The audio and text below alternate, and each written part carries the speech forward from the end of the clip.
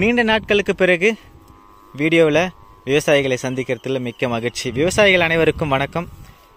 நாம் இப்போ நடந்து போயிட்டுருக்க இந்த பாதை எதை நோக்கி போயிட்டுருக்கு பார்த்தீங்கன்னா, நான் இயற்கை முறையில் பயிரிட்டு வருகின்ற மணிலா சாகுபடி அந்த நிலத்தை பார்க்க தான் நாம் போயிட்டுருக்கோம். ஸோ ஓகே, இன்னும் கிட்ட போக போக பார்த்தீங்கன்னா ஸோ இதனுடைய நிறம் நம்மளை அழைக்கிற போல தான் இருக்குது. வலதுபுறத்தில் பார்த்தீங்கன்னா 2 துணிகளை கட்டி தொங்க விட்ருக்கோம். வேற ஒரு இடத்துல பார்த்தீங்கன்னா நேர் எதிரில் 1 இருக்குது, 2 இருக்குது. ஸோ இதெல்லாம் எதுக்குன்னு பார்த்தீங்கன்னா, மணிலா விதைப்பதற்கு முன்னாடியே பார்த்தீங்கன்னா விதை விதைச்சிட்டு அதெல்லாம் நட்டு வச்சுது. எதுக்குன்னு பார்த்தீங்கன்னா, ஸோ இந்த ரைட் ஹேண்ட் சைடில் பார்த்தீங்கன்னா கரும்பு இருக்குது. அங்கேருந்து காற்று பன்னிகள் வர ஆரம்பிக்கும். இந்த காட்டு பன்னிகள்லாம் ஸோ மனித நடமாட்டம் இருக்குது, இங்கே ஏதோ இருக்குன்னு சொல்லிட்டு வராமல் இருப்பதற்காக ஸோ அதை நட்டு வச்சுருக்கு. அதையும் மீறி ஒரு சில சமயத்தில் வர ஆரம்பிக்கும்.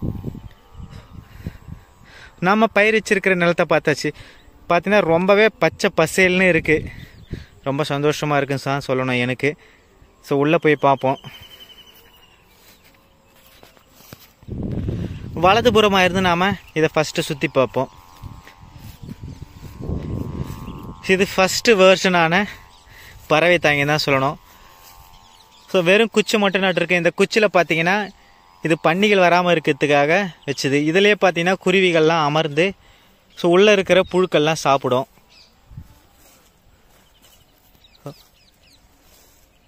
அடுத்தது பார்த்தீங்கன்னா நெக்ஸ்ட்டு ஒன்று இருக்குது, அந்த குச்சியில் போய் பார்ப்போம். ஸோ இதுவும் ஃபஸ்ட்டு வேர்ஷன், அப்டேட் ஆகாத வேர்ஷன் தான்.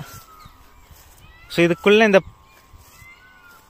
பறவைகள்லாம் இருந்துச்சா என்னன்னு சொல்லிட்டு நம்ம பின்னாடி பார்க்கலாம். அதுக்கு முன்னாடி சுற்றில நாம் பார்த்துட்டு வந்துடுவோம்.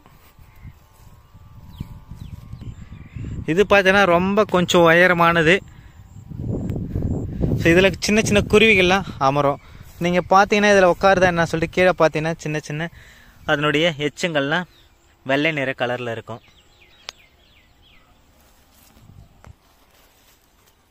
அடுத்ததாக இருக்கிற ஒரு குச்சி. ஸோ இது இடையேந்து பார்த்தாலே நாம் திடீர்னு பார்க்கும்போது யாரோ இங்கே நின்றுட்டுருக்கிற மாதிரியே இருந்துச்சு ஃபஸ்ட்டு பார்க்கும்போது. ஸோ இதுலேயும் சின்ன சின்ன குருவிகள்லாம் அமர்ந்துருக்கும். ஸோ அதனுடைய எச்சங்கள்லாம் கீழே இருக்கும். பார்த்தோன்னா உங்களுக்கு தெரியும்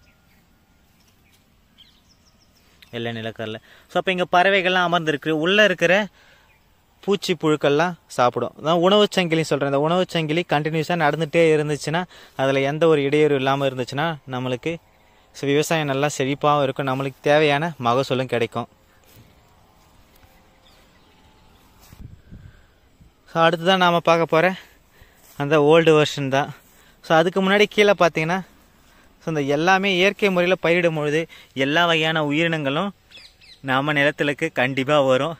ஸோ இது பாம்பு அதனுடைய தோலை உரிச்சிருக்கு. ஸோ அடுத்ததாக பார்ப்போம். ஸோ இங்கேயும் பார்த்தீங்கன்னா பறவைகள்லாம் அமர்ந்திருக்கு. ஸோ அதுக்கு முன்னாடி இருக்கிறதுல இந்த இடத்துல மட்டும் பார்த்தீங்கன்னா தான் கொஞ்சம் செடிகள்லாம் எடையே இருக்குது. ஸோ இதில் என்ன ஒரு பற்றாக்குறை இருக்குதுன்னு சொல்லிட்டு நாம் பார்த்து அதுக்கு தேவையான ஊட்டச்சத்து நாம் கொடுக்கலாம். இதுக்கு முன்னாடியே பார்த்தீங்கன்னா இங்கே கீழே பார்த்தீங்கன்னா ஒரு காலடி தடம் இருக்குது.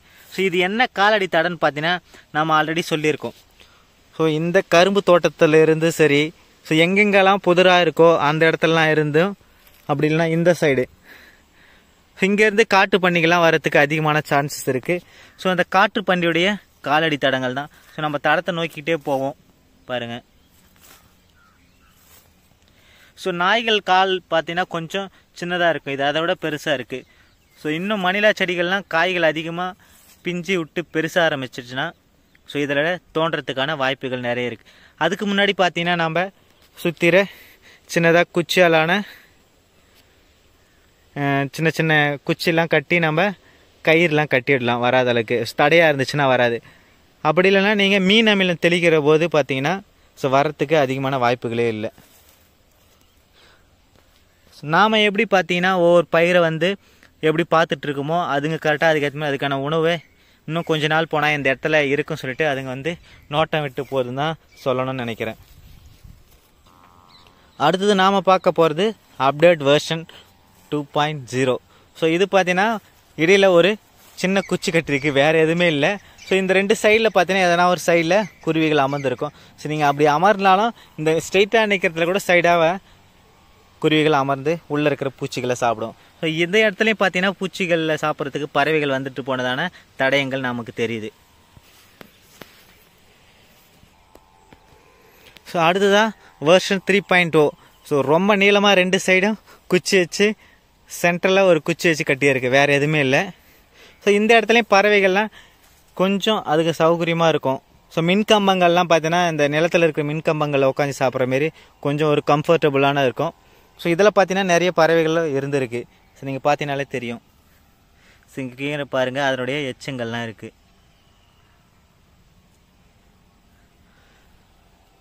ஸோ இந்த இடத்துல ஒன்று இருக்குது, இன்னும் 2 இடம் இருக்குது. ஸோ இது போல் அதன் பிறகு பார்த்தீங்கன்னா கடைசியாக இருக்குது ஒரு இடத்துல. ஸோ நம்ம அந்த இடத்துலையும் போய் பார்க்கலாம். அடுத்ததாக பார்க்க போகிறது நம்ம இந்த 2வது வெர்ஷனில் இருக்குது. இந்த இடத்துலையும் பார்த்தீங்கன்னா பறவைகள்லாம் அமர்ந்துருக்கும்.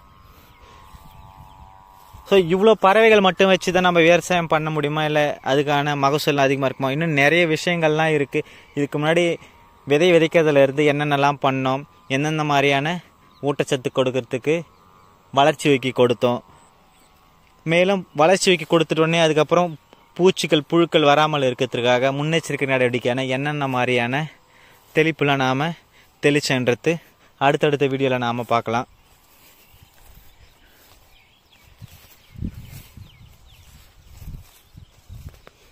ஸோ இதுதான் மற்ற கம்பேர் பண்ணும்போது. பட் வேர்ஷனில் நம்ம மொபைல் ஃபோனில் ஒவ்வொரு வேர்ஷனுக்கு ஏற்ற மாதிரியும் அப்டேட் ஆகிட்டு இருக்கும் போது இந்த அப்டேட்டான லாஸ்ட் வேர்ஷனில் மட்டும்தான் பார்த்தீங்கன்னா நிறைய பறவைகள் வந்து அமரத்துக்கு ரொம்ப சௌகரியமாக இருக்குதுன்னு நினைக்கிறேன். நம்மளுக்கு தெரியுது கீழே இருக்கிறத பார்த்தாலே.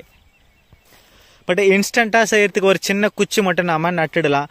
ஆனால் இது போல் பண்ணுறதுக்கு கிட்டத்தட்ட பார்த்தீங்கன்னா இதுக்கே ஒரு 2 மணி நேரம் ஸ்பெண்ட் பண்ணுற மாரி இருக்கும்.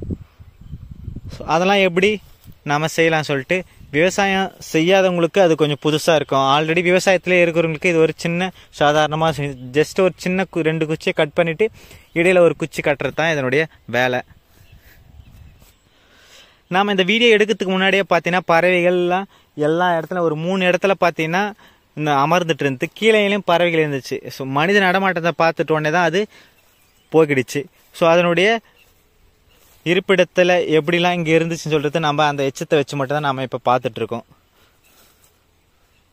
ஸோ ஒரு சில வீடியோவில் பார்த்தீங்கன்னா நான் குருவிகள்லாம் இருந்ததை அப்டேட் பண்ணியிருப்பேன், நீங்கள் என்னுடைய சேனலில் பார்த்துக்கலாம். சுற்றி எல்லா இடத்தையும் நாம் பார்த்தாச்சு. ஸோ இப்போ ஒரு செடியில் நாம் பிடுங்கி பார்ப்போம். ரொம்ப பச்சை பசேல்னு இருக்குது, இதை பிடுங்கிறதுக்கும் நமக்கு கஷ்டமாக இருக்குது. ஸோ எதனா ஒரு செடி வதங்கியிருக்கான்னு பார்ப்போம். வதங்கிருச்சுன்னா அந்த செடியிலேருந்து நாம் பிடுங்கிடுவோம்.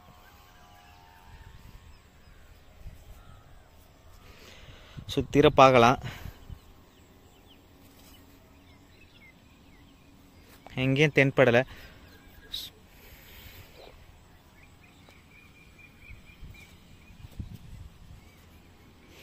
ஸோ ஒரு செடி இங்கே இருக்குது, வதங்கி இருக்குது. ஸோ இதை நம்ம பிடுங்கி பார்ப்போம், இதில் காய்கள்லாம் வைக்க ஆரம்பிச்சிருச்சான்னு சொல்லிட்டு. எப்படி இருந்தாலும் இது கொஞ்ச நாள் இந்த செடி செத்துரும். ஏன்னு பார்த்தீங்கன்னா இதில் வேர்ப்புழு எதனா தாக்கியிருக்கும், இல்லை வண்டுகள்லாம் கடிச்சிருக்கும்.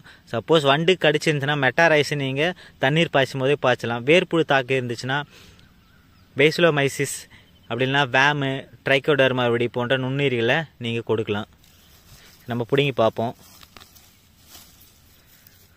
ஸோ இதில் பார்த்தீங்கன்னா பாருங்கள், ஸோ இந்த பூச்சிக்கெல்லாம் எப்படி கடிக்க ஆரம்பிச்சிருக்கு.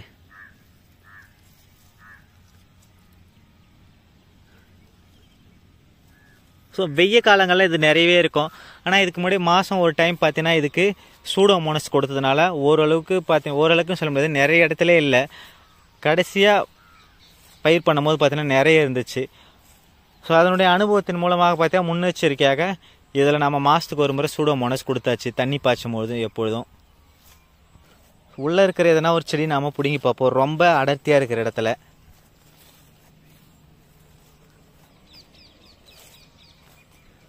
இந்த செடியை பார்ப்போம்.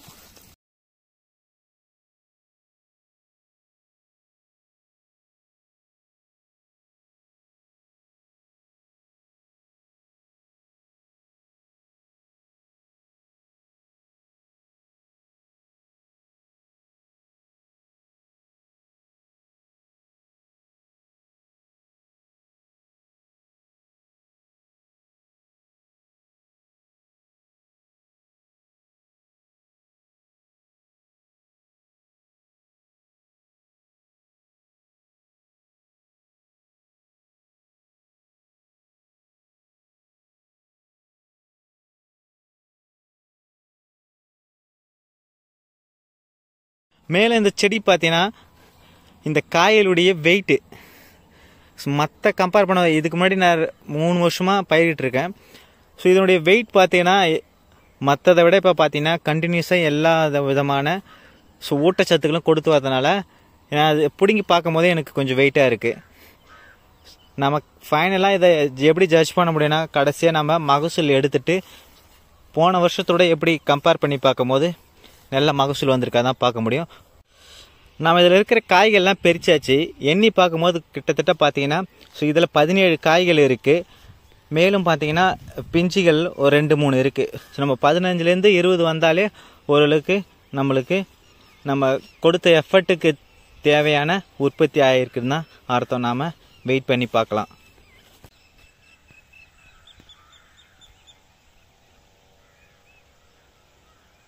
உங்களுக்கு தெரியுதுங்களா? இங்கே ஒரு பறவை இருக்குது. நான் எத்தனை டைம் கழனிக்கு வரணும் இல்லையோ விளைநிலங்களை பார்க்குறதுக்கு. இந்த பறவைகள் கண்டிப்பாக பார்த்தீங்கன்னா தினமும் என்னுடைய கழனி பாதுகாக்க தான் சொல்லலாம். இந்த பறவை எப்படி இந்த புழுக்களை பிடிக்குதுன்னு சொல்லிட்டு நாம் கொஞ்சம் வெயிட் பண்ணி பார்ப்போம். எதனா ஒரு புழுவை பார்த்துட்டு பிடிக்குதான்னு சொல்லிட்டு.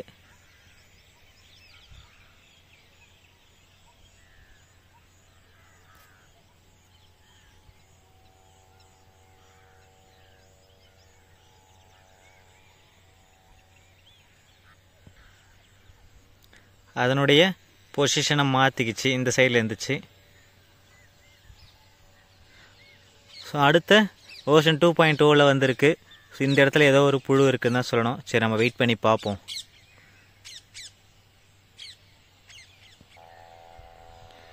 கிட்டத்தட்ட இந்த பறவை பார்த்தீங்கன்னா நம்மளை பார்த்துட்டு தான் இருக்குது. சத்தம் கேட்டோடனே லைட்டாக சிறகை விரிச்சுது. ஒரே ஒரு இறை எடுக்கிறத பார்த்துட்டா நாம் கிளம்பிடலாம், அதை டிஸ்டர்ப் பண்ணாமல்.